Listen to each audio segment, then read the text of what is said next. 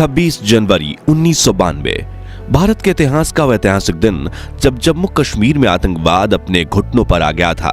जब आतंकवादियों से जान की धमकी मिलने के बावजूद आज के पीएम मोदी ने श्रीनगर के लाल चौक में तिरंगा फहराया था और जब पाकिस्तान को भारत ने अपनी ताकत की झलक दिखाई थी, उस वक्त नरेंद्र मोदी ने अपने भाषण में ये कहा था, 26 जनवरी को परसों अब चंद घंटे बाकी हैं, लाल चौक में फैसला हो जाएगा किसने अपनी मां का दूध पिया।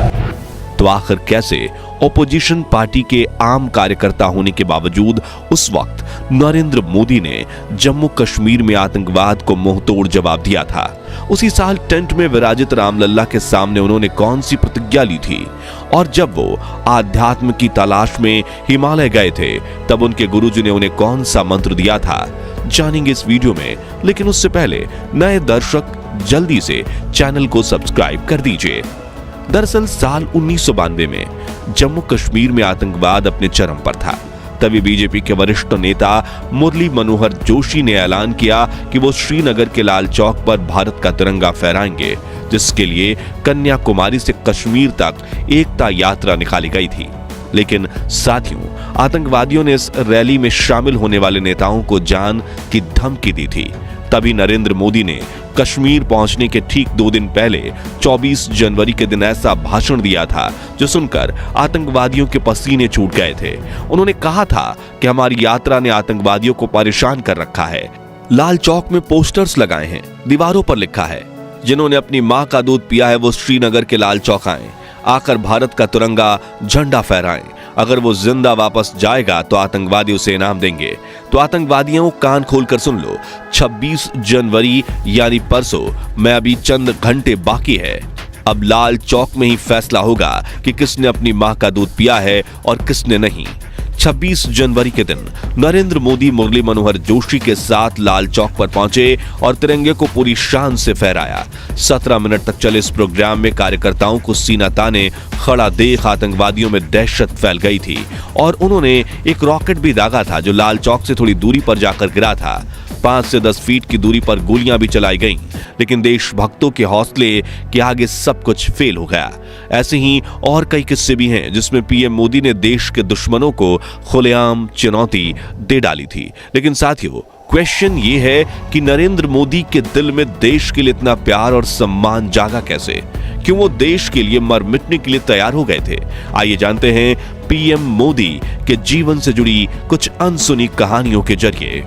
नरेंद्र मोदी आजाद भारत में जन्मे देश के पहले प्रधानमंत्री हैं। उनका जन्म 17 सितंबर 1950 के दिन गुजरात के मेहसाणा जिले के वडनगर गांव में एक गरीब परिवार में हुआ। उनकी मां का नाम था हीराबेन मोदी और पिता का नाम दामोदर दास मूलचंद मोदी। नरेंद्र मोदी अपने 6 भाई बहनों में तीसरे नंबर पर थे। वे बताते हैं कि बचपन में उनके पिताजी वडनगर रेलवे स्टेशन पर चाय का एक छोटा सा स्टॉल लगाया करते थे और नरेंद्र स्टॉल पर अपने पिताजी की मदद किया करते थे, जहां वो ट्रेन के डब्बों में जाकर चाय बेचा करते थे। उनके बारे में लिखने वाले बताते हैं कि मोदी जी बचपन से ही पढ़ाई में एवरेज स्टूडेंट थे, लेकिन उन्हें स्कूल के नाटकों में हिस्सा लेना काफी पसंद था। भले ही उनकी जेब खाली हो, लेकिन उनका दिल और दिमाग हिम्मत और साहस से भरपूर रहता था। मोदी जी बताते हैं कि उनके स्कूल के पास एक झील हुआ करती थी जिसमें वो अक्सर खेलने जाया करते थे। एक बार उन्हें वहां मगरमच्छ का बच्चा मिला जिसको बहुत बहादुरी से उठाकर वो घर ले आए, लेकिन मां हीराबेन के समझाने पर उन्होंने उसको वापस झील में छोड़ दिया। खेलकूद के अलावा वो इतिहास पढ़ने का बहुत शौक रखते थे, इसलिए वो लाइब्रेरी जाकर कई साल पुराने अखबार और देश के इतिहास से जुड़ी किताबें पढ़ते थे। इसके अलावा वो स्वामी विवेकानंद जी से काफी प्रेरित थे, इसलिए वो उनकी सभी किताबें पढ़ा करते थे। महज 8 साल की उम्र में अपने हिंदी टीचर चंद्रकांत दवे से प्रभावित होकर मोदी आरएसएस में जाने लगे। वहां उनकी मुलाकात एक ऐसे व्यक्ति से हुई जिसके लिए वो झाड़ू लगाने से लेकर कपड़े धोने तक का काम करने लगे। उस व्यक्ति का नाम था लक्ष्मण राव ईमानदार, जिन्हें सभी वकील साहब कहकर बुलाते थे। उनकी मोदी जी पर सबसे अधिक छाप थी। नरेंद्र मोदी को बचपन से ही अच्छे कपड़े पहनने का शौक था। हालांकि वो कभी महंगे कपड़े नहीं खरीदते, लेकिन साफ सुथरा रहना उनकी खूबी थी। उनका स्टाइल बचपन से ही काफी अलग रहा। वो कभी बाल बढ़ाते थे तो कभी बड़ी मूंछ रखते थे, कभी सरदार के गेटअप में आ जाते थे। कोई भी चीज आपको ऐसे नजर नहीं आएगी जिसमें सादगी ना हो। अच्छे तरीके से रहना, गंदे रहना, जूतों का पॉलिश नहीं किया है, कुर्ता ऐसा है, उसका मेरे आदत नहीं, मैं बचपन से आदत नहीं है। लेकिन मुझे नहीं लगता है कि मैंने कभी कोई महंगी चीज परचेज की है, कभी नहीं। मेरे शरीर पे कोई महंगी चीज नहीं होती है, लेकिन मैं साफ सुथरा, धोया हुआ, प्रेस किया हुआ पहनना। 12 वर्षीय नरेंद्र मोदी के दिल में देशभक्ति तब जाग उठी जब 1962 में भारत और चीन के बीच भयंकर युद्ध छिड़ गया था, जिसमें भारत की हार ने 12 साल के नरेंद्र मोदी को झकझोर कर रख दिया और उन्होंने देश की सेवा करने के लिए सेना में भर्ती होने की ठान ली। मगर पैसों की कमी होने की वजह से वो आर्मी स्कूल तो नहीं जा पाए, लेकिन उन्होंने एनसीसी ज्वाइन कर ली। फिर 1965 में हुई इंडो पाक जंग के दौरान उन्होंने भारतीय सैनिकों की काफी सेवा की थी। दरअसल जब भी वडनगर स्टेशन पर सैनिकों से भरी ट्रेन आती थी तो मोदी जी उन्हें चाय और खाना पहुंचाया करते थे। बचपन से ही स्वामी विवेकानंद को अपनी प्रेरक मानने वाले नरेंद्र मोदी 1967 में अपना पारिवारिक जीवन त्याग कर स्वामी विवेकानंद की दीक्षा लेने दीक्षा मठ जा पहुंचे, लेकिन उन्हें वहां दीक्षा नहीं दी गई क्योंकि रामकृष्ण मिशन का सन्यासी बनने के लिए उनका ग्रेजुएट होना जरूरी था। वो नहीं थे, मगर दुखी होने के बजाय वो आध्यात्म की तलाश में हिमालय जा पहुंचे, जहां उनके साथ कुछ ऐसा हुआ जिसकी बदौलत ही आज मोदी प्रधानमंत्री हैं। कहा जाता है कि हिमालय की घाटियों में नरेंद्र मोदी को एक साधु मिले थे, जिनके शिष्य बनकर उन्होंने तपस्या करना शुरू किया। इसके साथ भगवा वस्त्र और कमंडल लेकर इन्होंने कई राज्यों में यात्रा करना शुरू किया। इसी बीच एक दिन इनके गुरुदेव ने इन्हें बुलाया और कहा कि बालक नरेंद्र, तुम कर क्या रहे हो? नरेंद्र कुछ समझ नहीं पाए। तभी गुरुजी बोले, तुम्हारे पास 2 रास्ते हैं। अगर तुम तपस्या करो और तपस्वी जीवन जियो तो तुम ऋषि बन जाओगे, लेकिन नियति ने तुम्हें दूसरी चीज के लिए चुना है, जिसके लिए तुम इस दुनिया को त्याग कर फिर संसारिक जीवन में आ जाओ, जहां तुम राज ऋषि कहलाओगे। इसलिए वो पहले केदारनाथ, फिर से दिल्ली, राजस्थान और राजकोट से होते हुए वडनगर में वापस आए और कुछ दिन परिवार के साथ रहकर फिर अहमदाबाद आ गए। घर छोड़ने को लेकर उन्होंने एक इंटरव्यू में ये कहा था, 17 साल की आयु में घर छोड़ दिया। स्कूली शिक्षा के बाद मैं निकल गया। तब से लेकर के आज तक मैं भटक रहा हूँ नई चीजें पाने के लिए। जहां उन्होंने चाय के कैंटीन में काम करने के साथ आरएसएस ज्वाइन कर लिया और एक प्रचारक के रूप में काम करना शुरू किया। फिर 1975 में जब इंदिरा गांधी ने कई राजनीतिक कारणों की वजह से राज्य में आपातकाल लगा लिया था, उस वक्त भी मोदी जी सरदार के रूप में पुलिस से छुपकर सरकार की नीतियों का विरोध करते रहे। साल 1985 में नरेंद्र मोदी ने बीजेपी में आधिकारिक एंट्री ली और पार्टी के प्रचार प्रसार में जुड़ गए। लाल कृष्ण आडवाणी को मोदी जी का राजनीतिक गुरु माना जाता है।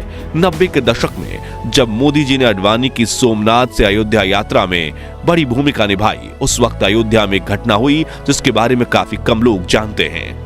बताया जाता है कि 1992 में नरेंद्र मोदी अपने 2-4 साथियों के साथ नंगे पांव अयोध्या में रामलल्ला के टेंट में पहुंचे, जहां प्रभु श्री राम को कड़ी तपस्या करते हुए देख वो काफी भावुक हो गए। उस वक्त उन्होंने भगवान राम की सौगंध खाते हुए प्रतिज्ञा ली थी कि मैं दोबारा आपके दर्शन करने तभी आऊंगा जब आप भव्य मंदिर में विराजमान हो जाएंगे।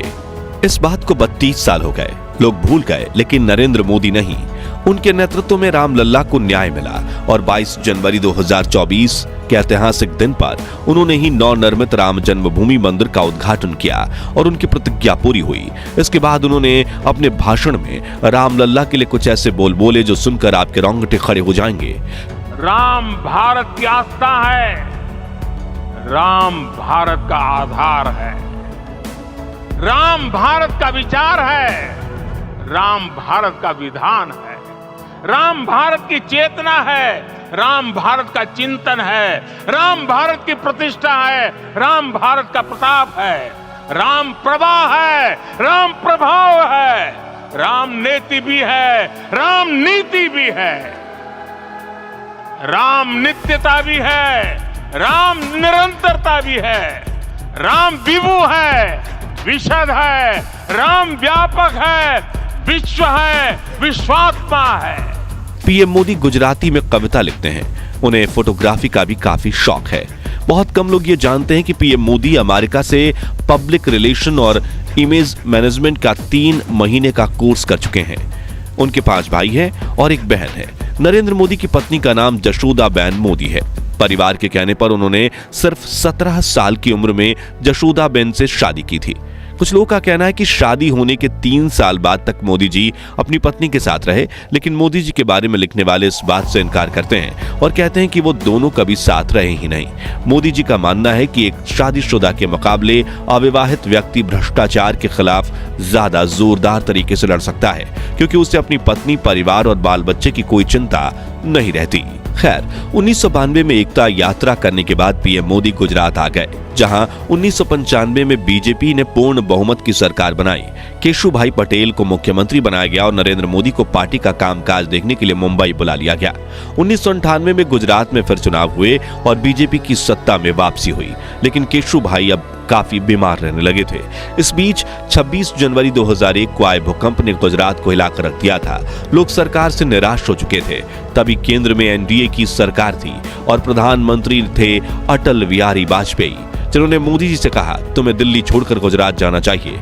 पहले तो मोदी जी ये बात समझ नहीं पाए, लेकिन फिर उन्हें पता चला कि वाजपेयी उन्हें गुजरात का मुख्यमंत्री बनाना चाहते हैं और गुजरात आने के बाद 7 अक्टूबर 2001 के दिन नरेंद्र मोदी को गुजरात के मुख्यमंत्री के रूप में नियुक्त कर लिया गया, जहां उन्होंने 4 बार लगातार जीत हासिल करके करीब 13 साल तक गुजरात के मुख्यमंत्री का पद संभाला। और फिर साल 2014 में बीजेपी ने केंद्र में भारी बहुमत के साथ जीत हासिल की और 26 मई 2014 के दिन नरेंद्र मोदी बने भारत के प्रधानमंत्री। तो दोस्तों, आज के लिए बस इतना ही। अगर आप इस वीडियो का पार्ट 2 देखना चाहते हैं, जिसमें हम प्रधानमंत्री बनने के बाद मोदी जी के जीवन के रोमांचक सफर की बात करेंगे, तो कमेंट बॉक्स में पार्ट 2 जरूर लिखिए। वीडियो अच्छा लगा हो तो इसे लाइक और शेयर जरूर कर दीजिए। ऐसी ही रोमांचक वीडियोस देखते रहने के लिए हमारे चैनल को सब्सक्राइब करके पास वाली घंटी जरूर बजा दीजिए। धन्यवाद।